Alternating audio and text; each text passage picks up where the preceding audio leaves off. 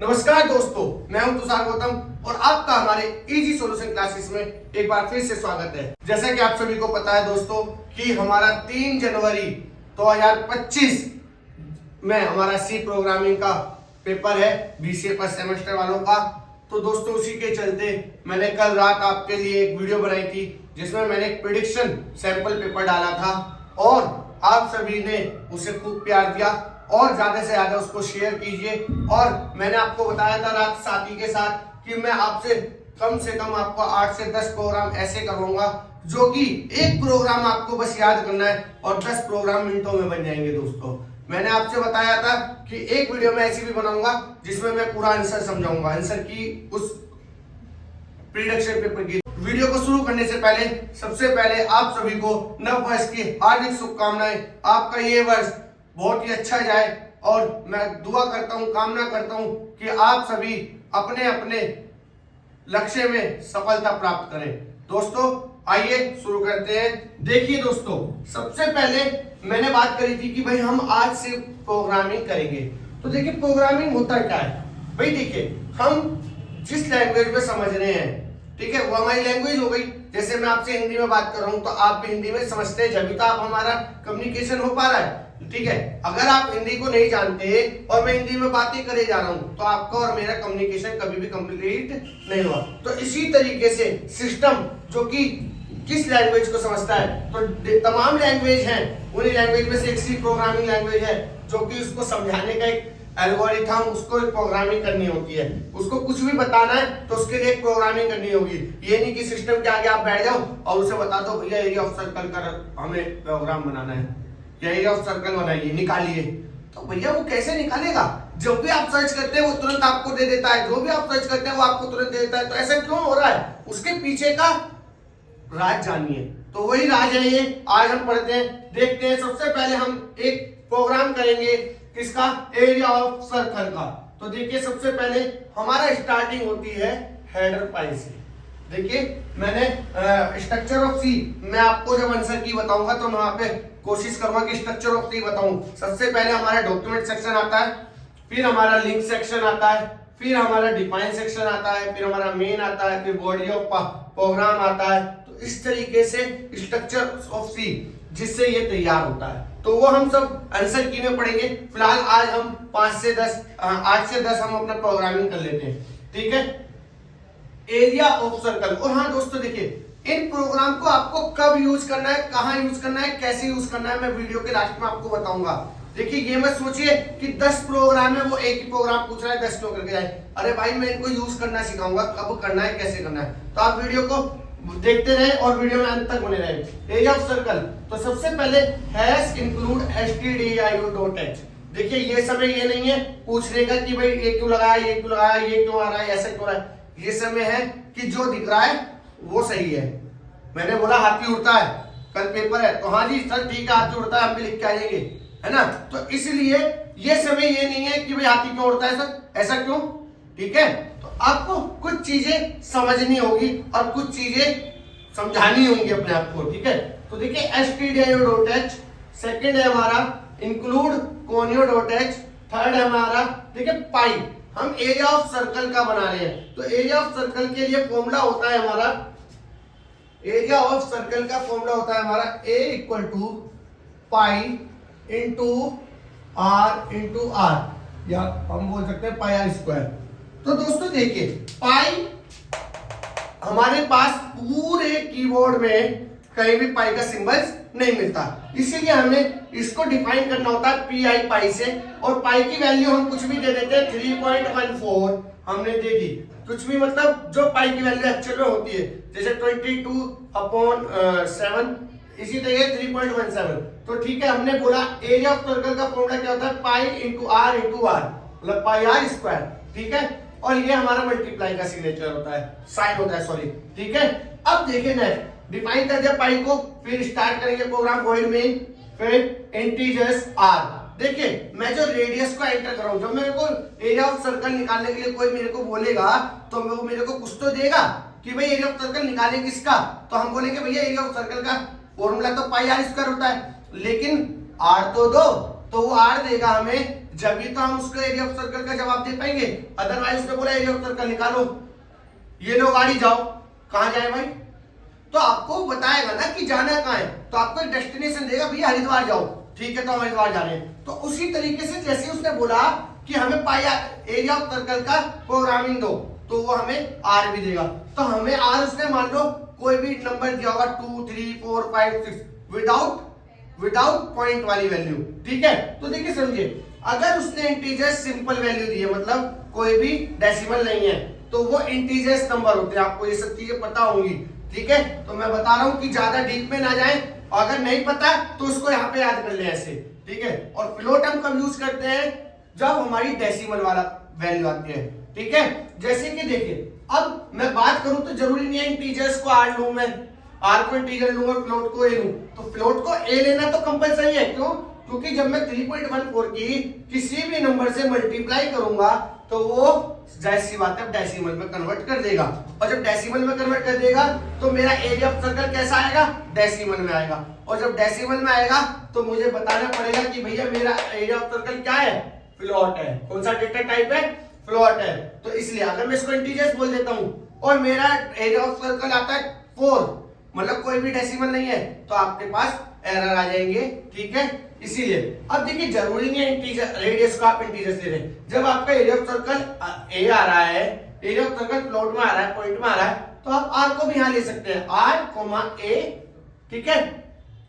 तो जरूरी नहीं है। अब हमने जो भी दिया तो उसको हम प्रिंट कर देंगे, एंटर द रेडियस, प्रिंट कर दिया, फिर उसको स्कैन करवा देंगे कि भाई रेडियस किस तरीके की है? इंटीजर्स। इंटीजर्स का मतलब scan F percentile D. Data type का इंटीजर्स का डेटा टाइप क्या होता है? परसेंटाइल डी एंड एन, ठीक है, रेडियस, या यहां पे हम आर भी लिख सकते थे एन की जगह, ठीक है, आर, ठीक है दोस्तों। अब नेक्स्ट है हमारा, अब हम बता देंगे भाई फॉर्मूला क्या है। Area of circle P I, area of circle को मैंने ए से डिनोट करा है, पाई इंटू आर, फिर हम एरिया ऑफ सर्कल को प्रिंट कर देंगे, प्रिंट है। अब देखिए, एक गलती मैंने जान पूछ के की हुई है आपको समझाने के लिए। देखिए, मैंने एरिया ऑफ सर्कल को यहाँ क्या बताया कि ये फ्लोट में है, और फ्लोट का डेटा टाइप क्या होता है? परसेंटाइल एफ, और मैं यहाँ पे क्या प्रिंट करवा रहा हूँ? Percentile D. तो डेफिनेटली एरर आएगा, तो इसलिए यहाँ पे क्या होना चाहिए था? Percentile F. अब आपको इंटीजर्स और प्लॉट में अंतर समझ आ गया होगा, ठीक है। फिर इसको एरिया को प्रिंट करवा दिया और गेट सी खत्म प्रोग्राम, ठीक है दोस्तों। तो ये हमारा एरिया ऑफ सर्कल का प्रोग्राम था। नेक्स्ट प्रोग्राम हम पढ़ रहे हैं इवन और ऑड का। क्या नंबर इवन है या ऑड है, इसका हमें बताना है। तो देखिए, अब कुछ दिमाग लगाते रहिए, बस थोड़ा सा पार्ट है जो आपको याद करना है या समझना है, बाकी सब एक ही प्रोग्राम की तरह। मैंने बोला एक प्रोग्राम याद करना है, बाकी सब 1 मिनट में हो जाएंगे। तो वही उसी कॉन्सेप्ट को लगाते हैं। देखिए, सबसे पहले hash include std dot h कोने डॉट h आ गया। अब आप कहेंगे सर यहाँ पे डिफाइन था, यहाँ पे डिफाइन हो गया। अरे भाई, हमें इवन ऑड बताना था, नंबर के थ्रू मदद करनी थी। नंबर हमारे कीबोर्ड में होता है तो हम क्यों डिफाइन करें? तो यहाँ हमें कुछ भी डिफाइन नहीं करना, यहाँ हमें पाई डिफाइन करना पड़ा था, क्योंकि पाई कहीं भी नहीं होता, ठीक है। फिर मेन से स्टार्ट करते हमने, वॉइड मेन, फिर इंटीजर्स एन। देखिए, जो भी नंबर है उसको हम इंटीजर्स को, उसको हम क्या कर रहे हैं? एंटर कर रहे हैं। जब भी तो पता चलेगा जो नंबर एंटर करा कि वो इवन है या ऑड है। जैसे कि उसने एरिया ऑफ सर्कल पूछा, तो हमें कोई नंबर रेडियस देगा जब भी तो हम निकाल पाएंगे, तो उसी मदद से ये हुआ है, ठीक है।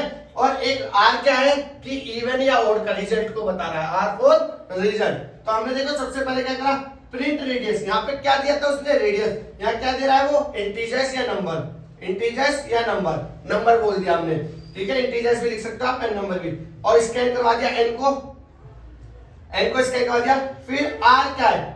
N percentile 2।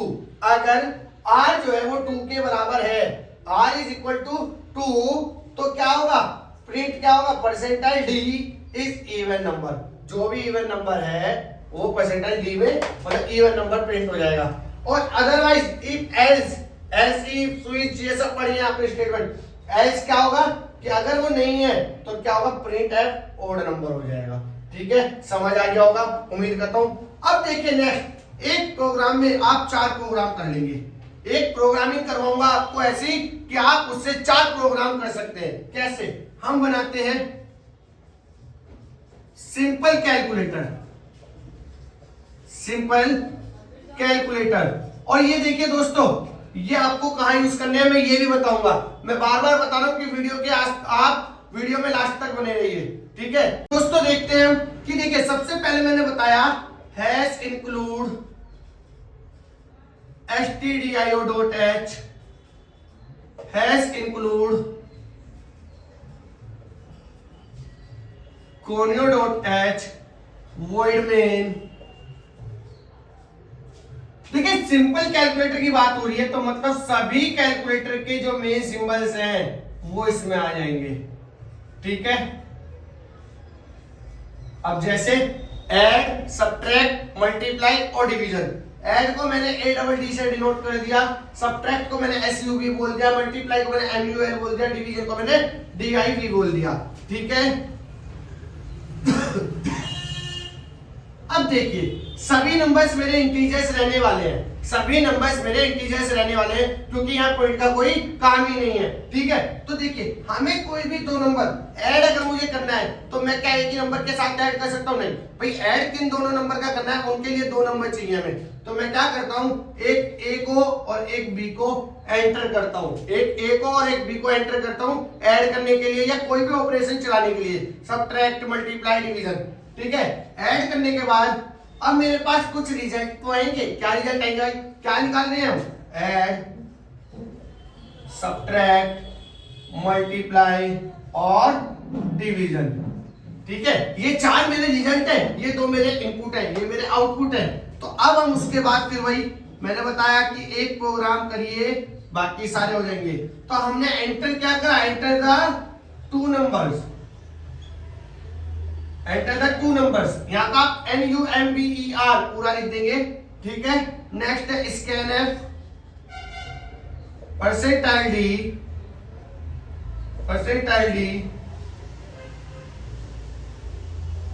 And a and b, ठीक है, एंड ए एंड बी। और उसके बाद दोस्तों अब आप क्या करेंगे, इन सभी के आउटपुट को निकालने की कोशिश करेंगे। देखिए सबसे पहले आप यहाँ पे ध्यान दीजिए, हमने दो चीज को पहले एंटर करा फिर उसको स्कैन करा, पहले हमने एंटर करा फिर इसको स्कैन करा, उसका हमने क्या करा, आउटपुट की प्रोसेसिंग चलाई, हमने प्रोसेसिंग चलाई। तो यहाँ पे हम प्रोसेसिंग चलाएंगे ना, क्या सबसे पहले देखेंगे हम ऐड, क्या था a प्लस बी, फिर हम चलाएंगे सब्ट्रैक्ट a माइनस बी, फिर हम चलाएंगे MUL multiply a multiply b, फिर हम चलाएंगे div a divided by b। अब देखिए सबसे पहले यहाँ पे देखिए ध्यान क्या देना है दोस्तों, यहाँ पे छोटा छोटा ध्यान देना है, क्या, कोमा का, इन सब चीजों का, ठीक है, वरना यहाँ पे एरर आ सकता है इनकी मदद से भी, ठीक है। अब देखिए फिर हम प्रिंट कर देंगे दोबारा, printf, percentile d, add, ठीक है, printf, percentile d, sub, printf, percentile d, multiply, printf, percentile d, div और गेट CH। तो दोस्तों देखिए अब हमारा पहले ये हो गया, इसके बाद ये। अब आप इसको जरूरी नहीं है चारों का अलग अलग प्रिंट कराएं, आप एक जगह भी करा सकते हैं, percentile d, add, and, subtract, commas, multiply, comma, division. आप ऐसे कर लेंगे तो देखिए बड़ा हो जाएगा थोड़ा और एग्जामिनर को अच्छा लगेगा, ठीक है दोस्तों। तो देखिए ये बहुत ही है। अब मैं बात करूं सिर्फ आपको ऐड टू नंबर का बनाना है या सम ऑफ टू डिजिट बनाना है या मल्टीप्लाई ऑफ टू डिजिट बनाना है, क्या आप इसमें से नहीं बना सकते? बिल्कुल बना सकते। मैंने बोला एक प्रोग्राम बताऊंगा और चार हो जाएंगे, आपको सिर्फ ऐड टू नंबर बनाना था। तो ये सेम है, यहाँ पे इंटीजर्स ए और बी और यहाँ पे सिर्फ ऐड आएगा, ये हटा दीजिए, ठीक है। यहाँ पे एंटर टू नंबर कराएंगे आप, ये भी करेंगे ये भी करेंगे, बस यहाँ पे ऐड आएगा, बाकी यहाँ पे ऐड हो जाएगा। इसका ये तीन लाइन, मतलब ये तीन लाइन यहाँ नहीं आ रही, ये तीन चीज यहाँ नहीं आ रही और ये तीन चीज यहाँ नहीं आ रही और ऐड टू नंबर बन गया। इन चारों में से कोई भी इंडिविजुअल आ गया तो कैसे बनेगा आप देख लेंगे, ठीक है, नेक्स्ट प्रोग्राम हमारा है फैक्टोरियल का। अब हम उसको देखते, तो अब हम बनाते हैं नेक्स्ट प्रोग्राम फैक्टोरियल का। देखिए मैंने ज्यादा इरेज नहीं किया है, देखिए हमें सेम करना है। क्या बनाना है हमें? फैक्टोरियल। तो हम फैक्टोरियल लिखेंगे हैश इंक्लूड stdio.h conio.h और वॉइड में से करके शुरू कर देंगे हम। तो शुरू हमारा पार्ट सेम रहता है हमारा, इंटीजर्स एक नंबर लेंगे, एक फैक्टोरियल लेंगे और एक टेम्प लेंगे, ठीक है, और उसका प्रिंट कर देंगे हम नंबर को, स्कैन कर देंगे नंबर को, फिर टेम्प 1 और हमारा फैक्टोरियल 1। अगर वाइल टेम्प जो है हमारा नंबर से छोटा है या बराबर है तो क्या प्रिंट होगा? Factorial, factorial into temp, temp plus plus बढ़ जाएगा वो, और print the factorial enter number is percentage d factorial gets here, ठीक है। इसी तरीके से अब देखिए इससे अलग कुछ प्रोग्राम्स ऐसे भी हैं जो क्या आ सकते हैं और मैंने अभी नहीं कराए हैं, जैसे कि रिवर्स डिजिट, या आपको पूछ लेगा कि नंबर प्राइम और नॉट, इवन ऑड का मैंने बता दिया, या आपसे पूछेगा नंबर नेचुरल है या नहीं है, ठीक है। तो इस तरीके के क्वेश्चंस हैं जो आपके पास आ सकते हैं। पॉजिटिव इंटीजर्स पूछ सकता है, ठीक है। तो ये सभी क्वेश्चंस ऐसे हैं, प्रोग्राम ऐसे हैं कि आपसे पूछ सकता है, लेकिन अभी मैंने नहीं कराए हैं। अगर आपको चाहिए हो तो आप मेरे को बता सकते हैं, मैं कमेंट सेक्शन में फोटोज की शेयर कर दूंगा, और नेक्स्ट वीडियो में जल्द से जल्द मैं नेक्स्ट वीडियो डालूंगा कि उसमें सभी आंसर कीज हमारी हो और बहुत ही इजी लैंग्वेज में, जो मैंने अपने आप बनाई है अपने पढ़ते समय। तो दोस्तों उस लैंग्वेज को आप एक बार पढ़ेंगे तो आपको झट से वो याद हो जाएगा, ठीक है दोस्तों। Once again happy new year, और मैं आपको दिल से धन्यवाद देता हूं और आपसे उम्मीद करता हूं कि आप मेरे हौसले को इसी तरीके से बढ़ाते रहें और मुझे इसी तरीके से प्यार देते रहें, जिससे कि मैं भी उस प्यार के बदले आपको प्यार दे सकूं और वीडियो के माध्यम से आपको मैं सभी ज्यादा से ज्यादा आपके क्लैरिफिकेशन को, आपके प्रॉब्लम्स को क्लैरिफाई कर पाऊं। आप स्वस्थ रहें, स्वच्छ रहें। जय श्री श्याम, जय श्री राम, जय भारत माता की जय। धन्यवाद।